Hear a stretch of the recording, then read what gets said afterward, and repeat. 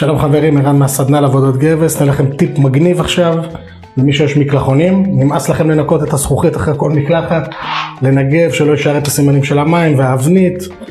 אז WD-40, שימו לב כמה פשוט.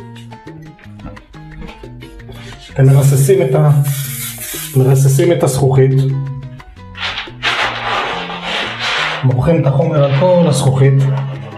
הופה.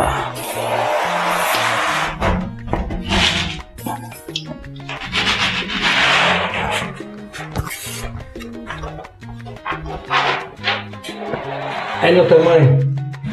המים לא מגיעים בכלל לזכוכית, הם על השכבה של השמן, זולגים כלפי מטה. יהיה לכם שקט 4 חודשים, אולי 5 חודשים. אחר כך אולי תצטרכו לחזור על הפעולה הזאת עוד פעם, אבל יומיים 3 של ריח, אין ספק. אחר כך זה נעלם, ויש לכם שקט. אין יותר אבנית על הזכוכית. אז WD-40 יש את זה כמעט בכל בית, פעולה פשוטה מאוד, מהירה מאוד. כמובן אתם עושים את זה על יבש. שיהיה לכם בהצלחה, ובלי אבנית יותר. אהבתם, תשתפו, תנו לייק, מה שבא לכם. ביי.